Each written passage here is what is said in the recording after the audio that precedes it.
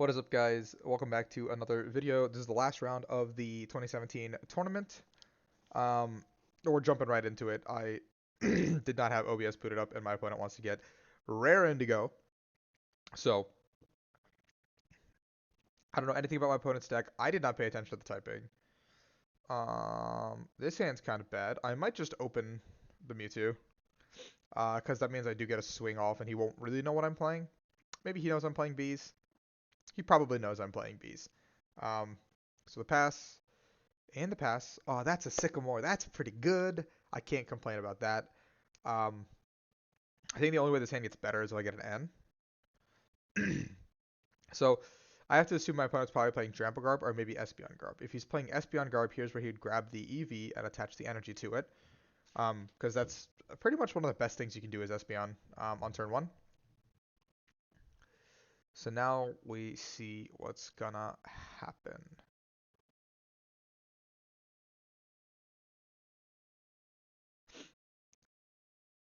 Ideally, he probably grabs like Trubbish. Probably just another Trubbish, honestly. Just 3 Trubbish. Oh, it's Zoroark Drampa. Whoa, this is a different matchup. So Zoroark Drampa was a matchup that was super 50-50 during this format because of Oricorio being in the format. Um, the key is to not bench too many things, but at the same time, you have to find the balance where you can use your attackers efficiently. So we're going to go ahead and do this. I think he does play Parallels. So I'm not going to go ahead and attack this turn. I don't think there's a reason for me to attack this turn. I could sacrifice the Mewtwo. I don't think that's needed. We're going to Acro. I'm giving away too much VS Seekers if I don't do it this way. I think this is correct. We're going to grab our own Zorua. In this matchup, we kind of want to trade Zoroark for Zoroark in the early game until Vespiquen becomes more relevant. So we're going to go ahead and Unknown. Well, I mean, I'm going to evolve here for sure because it's just a free evolve. And we're going to go ahead and Unknown because we don't want to give him the bench option to do something with it. Now, Ranger is super, super good. But as it currently stands, I don't want Vespiquen being Lysandered and getting knocked out. So we're going to go ahead and just pass. This means he does probably get the first swing into me. But I can come back and get the first knockout, considering he has filled up his bench. Zoroark Break is a little bit annoying because he can copy Be Revenge as well, so that's something to note for my end. But as it currently stands, unless he plays Oricorio, this matchup should be pretty favored for myself. If he does play Oricorio, then it's really going to come down to the turn where he uses it the first time. And I have to end him and hope he cannot find the stretcher energy again to do it. Or play super hard into it. So given that this is a one prize matchup besides the Drampa, I never have to exceed 13 Pokemon in the discard willingly. Whoa, my opponent is going full ham on the bench. Granted, I can't. I mean, I guess I can. If he goes 5 on bench, I can do 190 with the Zora, but I got rid of the other choice band, so I can't really do that. In that instance, then, yeah, we have to see what really can happen here. So he's going to put the energy there. That means he's going to set that guy up for the Zoroark break. And a Sycamore comes down. The Rainbow. Yeah, the Rainbow is a Drampa activator, if I remember correctly. It has been years since I've played this matchup, so it's not something I am super privy to. And then the Flowstone comes down onto the Guru. He's setting up the board. He's got the full 5 bench, though. So that means that even though I can't really do anything with the choice band, he does not get the knockout, though. So I can kind of come up and do the return on my end. So we'll see. That means I'm putting another Vespiquen in there. If I had a DCE here, the special charge would get value, which I think is really good. But I unfortunately do not. So we're going to go ahead and just Sycamore. And then draw our cards. We're just looking for a DC here. Yep, and we got it. Oh, we don't have the Zoroark. Uh-oh. So we'll go ahead and just use the Unknown. Oh, no. 1, 2, 3, 4. I'm not even getting a knockout here, which is not good. Oh, no. I'm giving him the first knockout. That's never a good sign if you're me. Is it worth it to even attach here? I don't know. I think I just gotta put the energy on the bench and let him take this knockout. Honestly, I like. Missing the Zoroark, missing an Ultra Ball really, really sucks. For me, but it is what it is for right now. So we'll see what he can do. I mean, this gives him an extra turn to go up to a break on this one or this one if he'd like to. Um, the way his board is positioned, however, the break still gets one shot by my Zoroark if I want that to happen. This is way better. I already have the Ultra Ball for the Zoroark coming up. It looks like he's just spreading out his board, kind of making it more difficult for me to pick where I want to go with my energies and stuff. So benching another Pokemon here means Zoroark gets one shot, but I have a DC in hand that I don't want to waste. So I think that's going to be what our game plan is here. We're going to go with the Zoroark. Zoroark is our best attacker here, just because I want to preserve these Vespiquens. We're going to do this. We're going to do this. I'm already down a special charge, so the idea is that I don't burn the other one. And now that we've already played into every scenario, we're going to go ahead and do both of these, because I don't really mind um, playing the bench game now. I have one N in this entire game, and this is my only N. I am down all 4 VS Seekers, so this means that I'm in a position where I can't really um, abuse the multiple Ns or whatever. But yeah.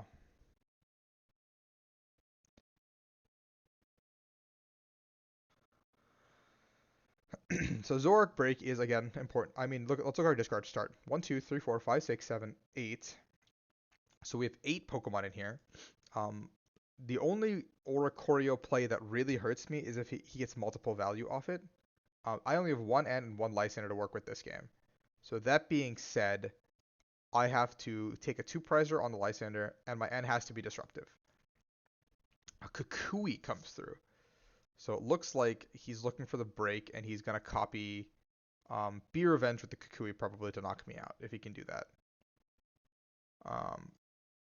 I don't see a reason why that wouldn't be his play, but I think that's probably the most logical line of play here. Um,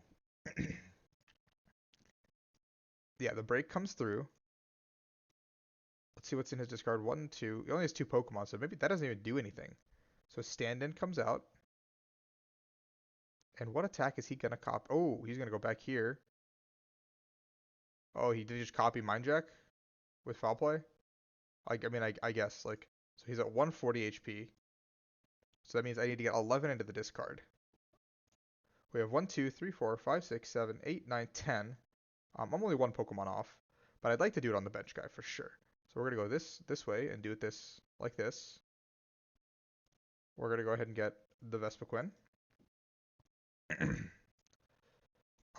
Here on out, it's a resource game, and this is a hand I can't really get rid of, unfortunately. So we're going to Unknown. I think taking 2 prizes here might be the correct play, if I can. 1, 2, 3, 4, 5, 6, 7, 8, 9, 10, 11, 12, 13. So I can. And Drampa is the biggest threat to me. So let me double check my math. 1, 5, 6, 7, 8, 9, 10, 11, 12, 13. We're going to go ahead and just Lysander the Drampa. And we're going to go ahead and take the lead in this prize race. Given the state of my hand, I do want to use the Revitalizer next turn and just put the 2 Pokemon into play. There's a special charge that was prized. I should have known that. Yikes. My bad, guys. But that hurts. That actually hurts a lot. The forest being bumped. That really punishes my Revitalizer, like not using the Revitalizer play there. So we're probably going to have to end up Revitalizing and ending. Oh, he's just going to end us, which is super nice. Thank you. I appreciate it.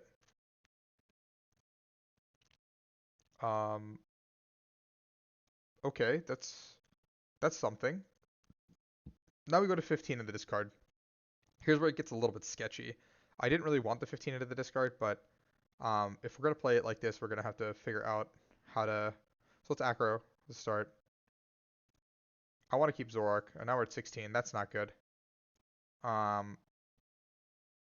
So let's see. He has 1, 2, 3 Pokemon. And he can't copy any of these. So is there any attack he can really use right now to punish me for stuff? I guess Oricorio is the only thing he can do. I can one-shot him. He can use Foul Play to choose one of my opponent's attacks and use it as Pokemon's attacks. It's not active. Oh, it is one of your opponent's active, so he can only copy Beer Revenge here, which I think is fine with me. So I think I'm gonna begrudgingly use this N. I think I'm just gonna N, and I'm doing that just because I think that gives me the best chance of winning, putting him to 3 cards. We'll do this. We'll instruct for 1, see what the cards give me. Special charge. That's a pretty good 1 card. Let's put the 2 energies back into the deck, and we'll go ahead and be revenge for the knockout here. Now, what this does for us is means that his Mind Jack, his foul play to knock me out doesn't work. Mind Jack doesn't work. But Oricorio is really the only thing that would cripple me here. Oh, man, that sucks. I cannot believe. Okay. I shouldn't have said anything. Well, it's here. That's probably going to be game losing if he gets it off this turn. Because if he gets it off this turn, it's going to do enough of Lysander Instruct.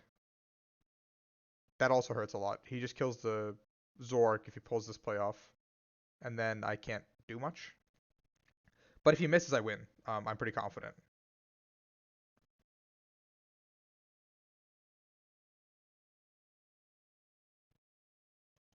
One, 2, 3, 4, 5, 6, 7, 8, 9, 10, 11, 12, 13, 14, 15, 16, 16. So a Mind Jack comes out. It looks like my opponent did whiff.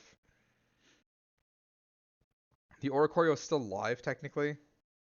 We're going to revitalize your 2 Pokemon out just so he doesn't get the satisfaction of doing something with it. Pull these 2 out. Stand in. Retreat. 5, 6, 7, 8, 9, 10, 11, 12, 13, 14. So on 14, I think I'm going to give him a decision to make.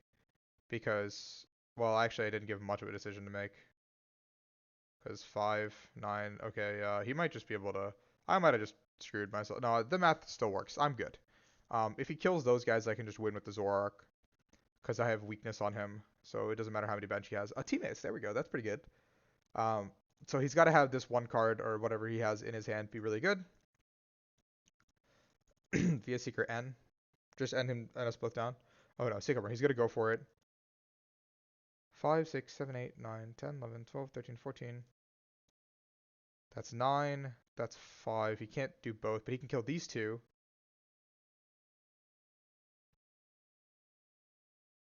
One, 2. 9 here. 1, 2. 5 here.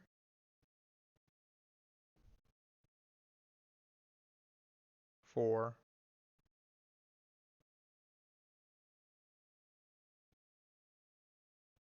Did I miscount? 1, 2, 3, 4, 5, 6, 7, 8, 9, 10, 11, 12, 13, 14. So he has used 7 here. So he has 7 more.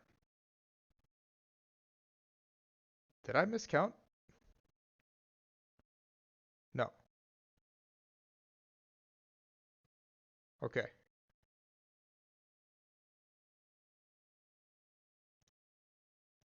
So Be Revenge, that should give me the game.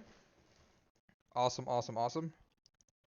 So we're going into game 2 now. I do have the knowledge he plays Oricorio.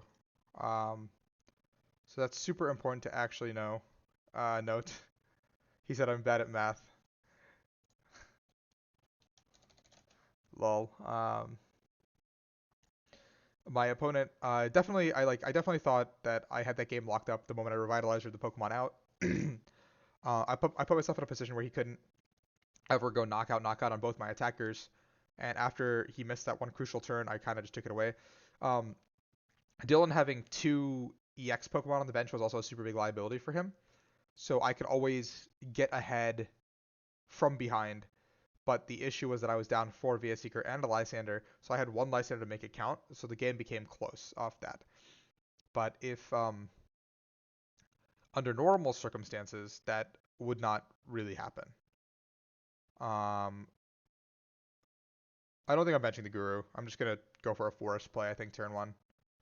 if possible.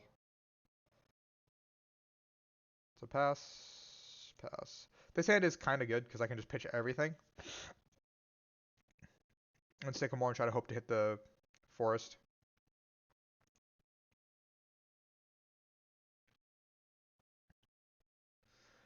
The end turn one in this like weird format rule actually becomes really good just because we have no way of like mitigating the advantage. So let's aggro to start. We'll just pitch the forest. And we're just gonna do this and this and this. We're gonna bench everything. I'm just gonna pass. My hand kind of sucks. It's really unfortunate. But I do have two of the Pokemon to evolve into for the following turn, so we can hopefully get something going.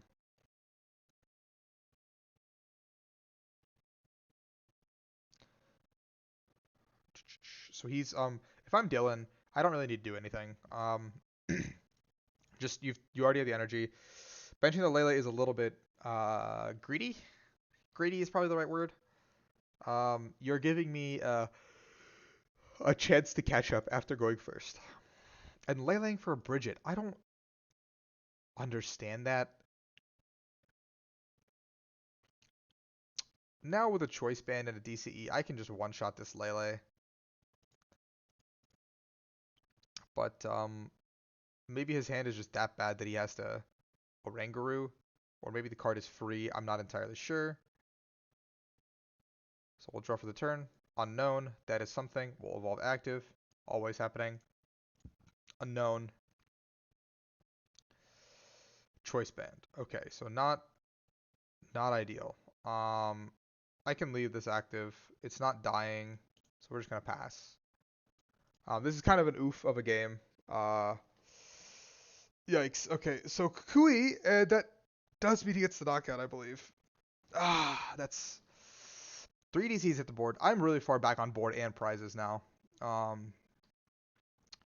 So I don't really know how I can come back into this one. My lone Zoroark might be able to carry if I hit a DCE coming up here. Because he can't foul play Mind Jack and just hurt me with it. But he's given me enough bench to take at least 2 prizes before I need to do something. We'll pass. I'm sticking it out for one more turn. There's no reason not to. Maybe I hit an Ultra Ball off the top. Maybe I can put a Lele down. I don't know. Something. The game isn't over yet, technically. Hex Maniac. I forgot that card existed. Oh.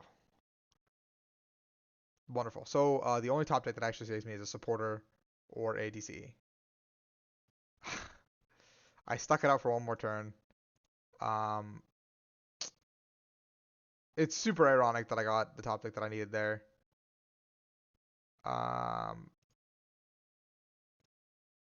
We'll go ahead and grab the Lele. I'm going to go ahead and concede this one. I'll go first. And then we're going to go ahead and concede this game. That was just a example of how super bricking can cost a game. But I finally get to go first in this matchup, which is good. Whoever goes first definitely has an innate advantage. As long as they don't bench EXs. My opponent doesn't seem to, I guess, grasp that, or maybe just chooses not to. So we'll see. I do win the flip. I get to go first. Thank you, sir. So let's draw my cards. Unknown start is fine. A-okay with me. Done. Pass. Pass back to me. My turn. Well, let's see what we want to do here. Okay, again, we have another hand with a bunch of VS Seekers, so we're just going to go ahead and pitch everything off the bat. I'm not really feeling like putting down a card that he can use as a liability against me. Acro. DC to hand. Second special charge. Not super good in the grand scheme of things. I'm just going to hold. Being down 2 special charge actually means I've lost the game if I show it here, because that means I only have 4 energy to work with in the grand scheme of the game. But if I can get 1 more energy value out of this, No, maybe not. Okay, so I don't have to burn it yet.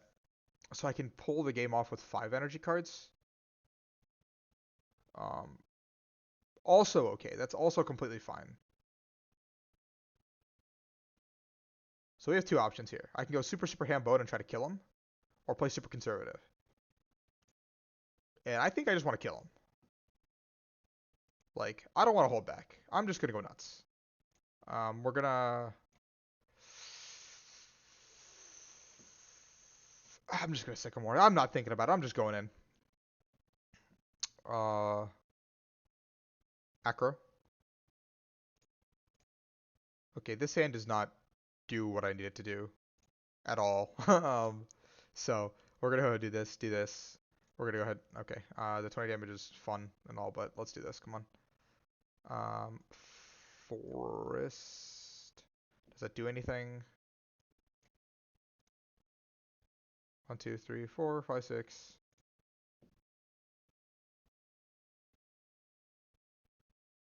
This does mean though that a DC would return knock me.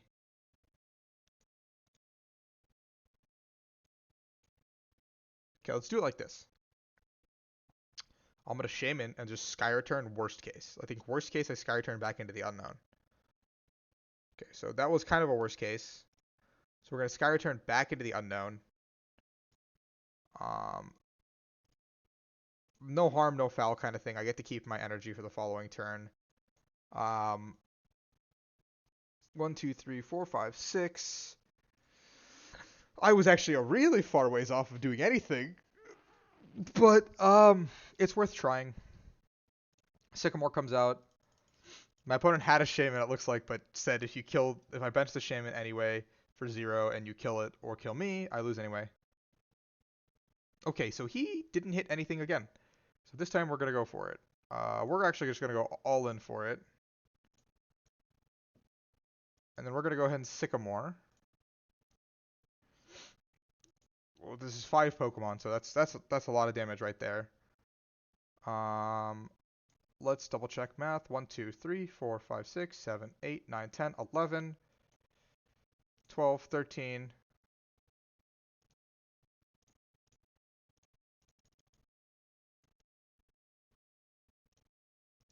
Stand in, I believe I have it. I'm just gonna do both the unknowns just in case. 2 bricky games, sadly, from both ends. But we had 1 good game between the 2 of us, so that is something. But that is the end of this segment of games, I guess, 2017. Like I said, if you guys want to see me play 2014, I can go try to get the cards together. Just comment down below in the section. I don't have a 2014 deck built. I didn't play much that year, so it's not something I am super familiar with. But if you want to do that, then let me know. If you want me to do that, then let me know. If I make Top Cut by some miracle, then I will continue with those games. But for now, I think I am eliminated from Top Cut. So that was my 2017 tournament run experience. I went 5-2. As you can see, the 2 games I lost were a little bit of me just playing, unfortunately. The 1 game was kind of off camera. But thank you guys for watching. I appreciate it. Content will be back. For those of you who stuck to the end of this video, Rebel Clash is out Thursday. I will be streaming every day after Rebel Clash is out for the next couple days. So yeah, check that out. I appreciate it. Thank you guys all for watching. You're the best. Love you.